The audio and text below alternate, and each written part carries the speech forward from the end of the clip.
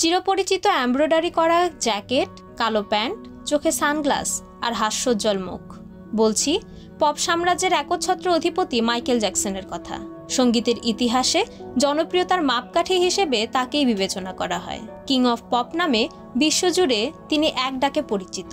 আজ মাইকেল জ্যাকসনের জন্মদিন। 1958 সালে যুক্তরাষ্ট্রের ইন্ডিয়ানা গ্যারিতে এক আফ্রিকান আমেরিকান পরিবারে মাইকেলের জন্ম।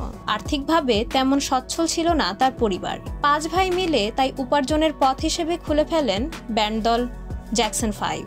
ব্যান্ডে থাকাকালে তিনি বের করেন তার 4টি একক অ্যালবাম। কিশোর মাইকেল হয়তো তখনই বুঝতে পেরেছিলেন তার জন্য অপেক্ষা করছে একক ক্যারিয়ারের হাতছানি। 1979 সালে মুক্তি পায় তার 5ম একক অ্যালবাম, নাম অফ দ্য ওয়াল। পপ আর ফাঙ্ক ধাঁচের অ্যালবামটি সাড়া ফেলে পুরো মার্কিন মুলুকে। এরপর আর ফিরে তাকাতে হয়নি তাকে।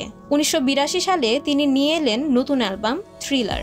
এই অ্যালবামটি এখনও ইতিহাসের সর্বাধিক বিক্রিত অ্যালবাম হিসেবে প্রথম স্থানটি দখল করে আছে। 1987 সালে মুক্তি পায় তার নতুন অ্যালবাম ব্যাড। এবারও বাজিমাত। ব্যাডের 5টি গানই দখল করল বিলবোর্ডের শীর্ষস্থান। মঞ্চে মাইকেলের মতো জনপ্রিয়তা আজও কেউ পায়নি। নাচে গানে বিমোহিত ভক্তরা অজ্ঞান হয়ে যেতেন হরহামেশাই। বিতর্কের ঊর্ধ্বে ছিলেন না মাইকেল নিজেও। বিবাহিত জীবনে থিতু হতে পারেননি বেশি দিন। নিজের আইডল এলভিস প্রিসলির মেয়েকে বিয়ে করেছিলেন ভালোবেসে।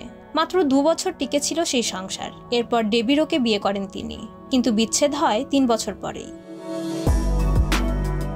মাইকেল বাঁচতে চেয়েছিলেন 150 বছর, কিন্তু বিধি বাম। মাত্র 50 বছরেই নিভে গেল তার জীবন প্রদীপ। পৃথিবী হারালো এক কিংবদন্তিকে। 2009 সালের 25শে জুন মারা যান মাইকেল জ্যাকসন। সেদিন ওয়েব ট্রাফিকে চাপের কারণে গুগল সহ সামাজিক যোগাযোগ মাধ্যমগুলোর সার্ভার ক্র্যাশ ছিল বেশ খানিকক্ষণ। মাইকেল জ্যাকসন চলে গেছেন, রয়ে গেছেন তার ভক্তদের হৃদয়ে। হ্যামিলনের বাঁশিওয়ালার মতো বিমুগ্ধ করে রেখেছেন এখনো। Maisha Maliha, the financial express.